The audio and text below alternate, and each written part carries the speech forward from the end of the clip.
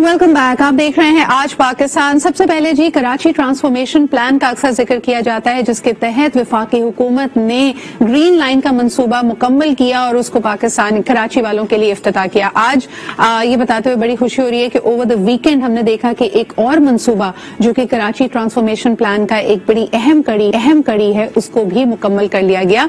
हम बात कर रहे हैं महमूदाबाद ड्रेन की रिवैम्पिंग को, और इसको बाकायदा तौर पर इसका इफ्तिताह वीकेंड पे किया गया, जिसमें वफाकी वजीर बराए मनसूबाबंदी जनाब असद उमर साहब मौजूद थे। इसके अलावा वफाकी वजीर बराए बहरी उमूर जनाब अली जैदी साहब मौजूद थे, और सईद गनी साहब, बिलाल गफ्फार साहब, जिन दोनों का हल्का है जी ये महमूदाबाद नाले की दाएं और बाएं जनब जो हल्के बनते हैं वो बिलाल गफ्फार साहब जो कि पीटीआई के एमपीए हैं, और सईद गनी साहब जो कि provincial minister for labour and information है, उनका बनता है। तो बड़ा अहम ये मंसूबा था जिसको एनडीएमए ने मुकम्मल किया वाया FWO।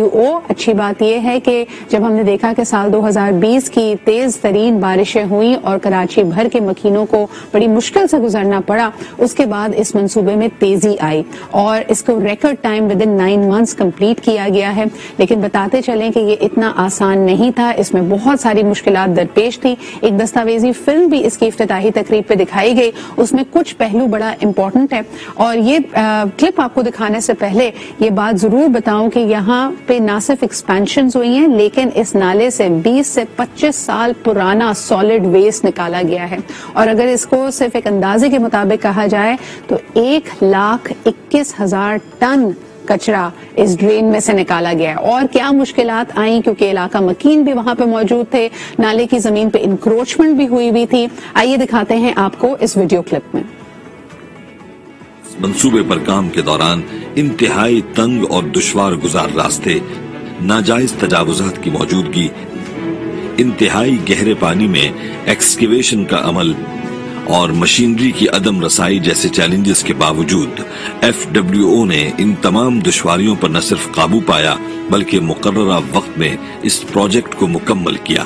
तकरीबन 20 से 25 साल पुराना कचरा इसके अंदर मौजूद था, जिसको निकालने के लिए हमें लॉन्ग बूम्स एक्सीवेटर्स का इस्तेमाल करना पड़ा। और इन रिटेनिंग वॉल्स को बनाने के अंदर जो दुश्वारी पेश आई है, वो सबसे बड़ी दुश्वारी ये थी कि हमें हार्ड स्ट्रैटा डेवलप नहीं हो रहा था, तो जिसकी वजह से डिजाइनर ने इसके अंदर स्टोन सोलिंग का एक ऑप्शन दिया था, जो कि हमने हैवी स्टोन्स इसके अंदर डाल के और उसका एक बॉटम स्ट्रैटा बना के फिर हमने इसकी फाउंडेशन बनाई है। इसका जो ड्रेनेज सिस्टम है, उस सिस्टम के लिए जो पाइप डिजाइन किया गया है HDP पाइप, उस पाइप को वहां तक पहुंचाना, एक्टिवेट करना और वो मेनहोल वहां कास्ट करके उस लाइन को बिछाना, और उस बिछाने से पहले जो मेरे जो एग्जिस्टिंग घर जो कि इंक्रोचमेंट के बाद बच गए थे बिल्कुल, उनकी जब हम एक्टिवेशन करते थे तो उनकी फाउंडेशन फ्री हो जाती थी। अच्छा जी, बड़ी इंटरेस्टिंग बात ये थी कि इसी तकरीब से खिताब करते हुए वफाकी वजीर बराए बहरी उमूर जनाब अली जैदी साहब, जो कि आपको याद हो 2019 में उन्होंने लेट्स क्लीन कराची की मुहिम शुरू की थी और बड़े उसमें सरगर्म थे, और तमाम इन रिसोर्सेज को उन्होंने मोबिलाइज करके इन ड्रेन्स को पहले भी साफ करने की कोशिश की थी। लेकिन वो बता रहे थे कि अगर आप इसमें मेहनत करें तो अभी 1,21,000 टन निकला है इसमें से सॉलिड वेस्ट, मजीद भी आप इसके अंदर से 1 लाख टन कचरा निकाल सकते हैं, because until and unless we bring about behavioural change कि हम बाकी जो ड्रेन्स हैं वो इसी के अंदर आते हैं, वहां पे अगर रोकथाम ना की गई, इलाके के मकीनों ने अगर इसकी रोकथाम नहीं की और वो they continue to fill it up, तो फिर यकीनन सूरत हाल दोबारा वहीं पे पहुंच जाएगी। तो बड़ा अहम है, इस वक्त गुज्जर नाले के ऊपर उसकी रिवैम्पिंग का काम भी FWO कर रही है। ये तमाम तर कोशिशें सिर्फ उसी वक्त समर लेके आएंगी और देरपा नताइज लेके आएंगी जब हम अपने अंदर तब्दीली लेके आएंगे। लेकिन जी आगे चलते हैं हमारे प्रोग्राम में। अब वक्त हुआ है मिलो पाकिस्तान से।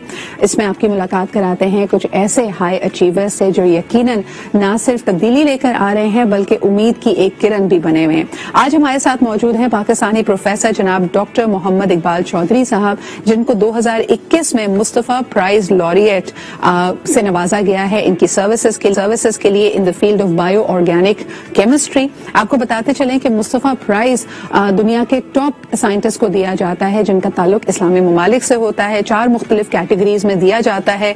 He is amongst the top people, the 5 scientist जिनका ताल्लुक पाकिस्तान, ईरान, बांग्लादेश, लेबनान और मोरक्को से था, उनको अपनी अपनी फील्ड्स में ये प्राइजेस दिए गए हैं। आइए इनसे मुलाकात करते हैं और जानते हैं इनकी रिसर्च के बारे में। अस्सलाम वालेकुम डॉक्टर इकबाल।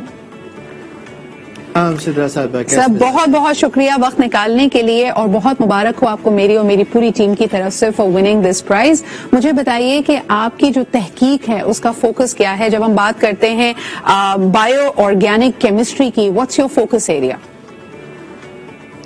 دیکھیے، سمجھنے کی چیز یہ ہے کہ جو دنیا میں اللہ رب العزت نے قدرتی اشیاء پیدا کی ہیں، خاص طور پہ میڈیسنل پلانٹ یعنی طبی پلانٹ کہتے ہیں، جی، ان پہ اگر آپ کیمسٹری کے ماڈرن میتھڈ استعمال کریں تو ان میں قدرت کی طرف سے ایسے اجزاء ہیں جن کو ادویات کی شکل میں ڈیولپ کیا جا سکتا ہے، اور پہلے بھی ایگزامپلز ہیں ایسپرین کی اور دوسری چیزوں کی.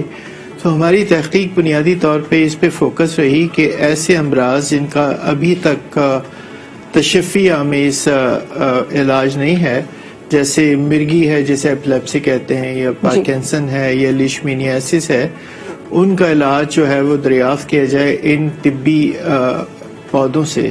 اور اس پہ بہت ماڈرن میتھڈ استعمال کیے گئے، اور اس کے نتیجے میں بہت ساری ایسی ادویات جو مختلف فیزز کی ڈیولپمنٹ میں ہیں وہ ورلڈ لٹریچر کو دی گئی، اور یہ آج انٹرنیشنلی ریکگنائز ہیں. بالکل، بہت سارے پیٹنٹس اس پہ ہوئے ہیں، اور بہت سارے ریسرچ پبلیکیشنز ہیں جو انٹرنیشنلی ریکگنائز ہیں. ڈاکٹر اقبال، آپ کے توسط سے لوگوں کو یہاں پہ بتاتے چلیں کہ خصوصاً آپ کو جو اس اعزاز سے نوازا گیا ہے اس کے پیچھے ایک ہسٹری موجود ہے.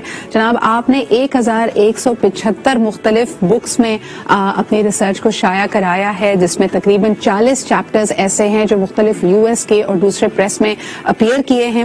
آپ ابھی یو ایس پیٹنٹس کا ذکر کر رہے تھے، 40 سے زیادہ پیٹنٹس آپ نے اپنے نام کیے ہیں. اس کے علاوہ آپ کے آرٹیکلز کی اگر بات کی جائے تو 27,407 مختلف سائٹیشنز آپ کی تحقیق کی دنیا بھر میں نظر آتی ہیں، جو کہ بڑے کریڈیبل اداروں نے اس کو سائٹ کیا.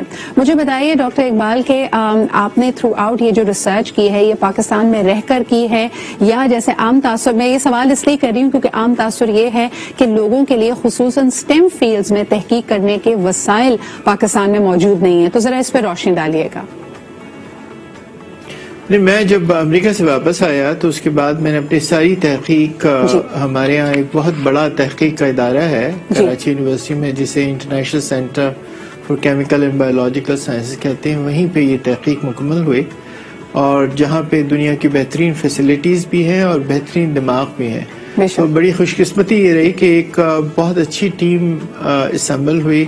بہترین جو ہمارے یہاں کے سائنٹسٹ ہیں وہ میری ٹیم کا ممبر ہیں، اور ان سب نے مل کے اس تحقیق میں اپنا کنٹریبیوشن دیا. میں سمجھتا ہوں کہ جو ریکگنیشن ہے وہ میرے لیے تو ہے، مگر میرے ادارے کے لیے، میری ٹیم کے لیے اور ہمارے ملک کے لیے ہے. سر، آپ کی اس کاوش سے، اس اچیومنٹ سے میرے خیال میں پورے پاکستان کا دل بڑا ہوتا ہے. کروڑوں جو سائنٹسٹ ان دا میکنگ ہیں، آپ ان کے لیے رول ماڈل ہیں. لیکن ڈاکٹر اقبال، مجھے یہ بتائیے گا کہ عام تاثر یہ ہے کہ جب آپ تحقیق کے شعبے میں اتنے آگے نکل جاتے ہیں تو یقیناً آپ کے پاس بہت ساری بین الاقوامی اپرچونٹیز، انٹرنیشنل ادارے آپ کو چاہیں گے کہ آپ دوسرے ملک میں جا کر وہاں پہ کام کریں. تو آپ کا اس بارے میں کیا ارادہ ہے؟ آپ نے پاکستان میں ہی رہنا ہے، یا اپنی فیلڈ کے بارے میں مزید جاننے کے لیے، مزید تحقیق کے لیے ہو سکتا ہے آپ پاکستان سے باہر بھی فیلوشپس اور ریسرچ پروجیکٹس لیں؟ دیکھیے، مجھے پوری دنیا سے ریکگنیشن الحمدللہ ملی ہے. میں فل برائٹ فیلو بھی رہا، مجھے انٹرنیشنل پرائزز بھی بہت سارے ملے ہیں. اس کے علاوہ میں نے دنیا کی ٹاپ یونیورسٹیز میں کام کیا ہے، جس میں کارنیل ہے، پینسلوینیا ہے، University of California San Diego ہے، نیشنل انسٹیٹیوٹ آف ہیلتھ ہے. ان سب کو چھوڑ کر میں نے فیصلہ کیا کہ مجھے اپنے ملک میں کام کرنا ہے، کیونکہ اگر یہاں کام کریں گے تو اس کا امپیکٹ ہوگا. اور جو ہمارے نوجوان ہیں وہ دنیا میں بریلینٹ ہیں اور ان کا کوئی کمپیریزن نہیں ہے. تو اس ذہانت کو اگر ٹیپ نہ کیا جائے اور یہاں بیٹھ کے ان کے ساتھ نہ کام کیا جائے تو یہ بڑی بے انصافی ہے ملک کے لیے بھی اور قوم کے لیے. سر، ایک آخری سوال کرنا چاہوں گی. مجھے بتائیے کہ انوائرمنٹل چینج، ماحولیاتی تبدیلی، اور یقیناً جو مختلف آن سیٹس آف، کیونکہ we just sort of getting out of the pandemic, اور اس کا علاج، اس کی ویکسینیشن پہ ریسرچ ہو رہی ہے، یہ 2-3 شعبے بڑے اہم ہیں آج کے زمانے میں. کیا آپ کی ریسرچ اور جو آپ کے ساتھ آپ کے ساتھی موجود ہیں ان کی کوئی ریسرچ کی مینیفیسٹیشنز ہمیں ان بڑے چیلنجز کو ایڈریس کرنے میں بھی مدد دیتی ہے، اور they are not related at all? نہیں بہت اہم سوال ہے آپ کا. میں کیونکہ اس ادارے کا ڈائریکٹر ہوں جی تو ہم نے 2018 میں نیشنل انسٹیٹیوٹ آف وائرولوجی بنایا تھا اس پینڈیمک سے پہلے, اور وہ Wuhan institute of virology China کے ساتھ کولیبریشن میں بنایا گیا تھا.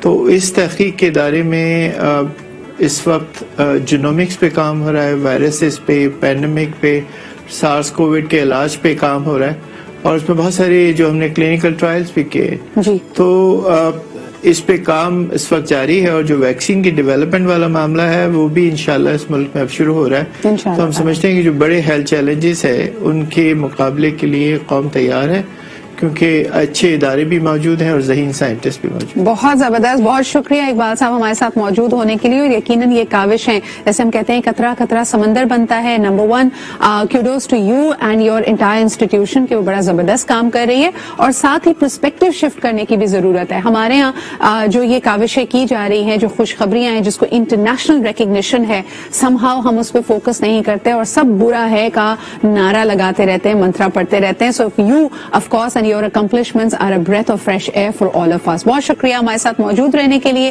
آگے بڑھتے ہیں جی پروگرام میں ایک چھوٹا سا بریک لے کر, اور آپ کی ملاقات کرائیں گے ایک اور, بلکہ we'll discuss one very important communication campaign, لیکن ایک چھوٹے سے بریک کے بعد.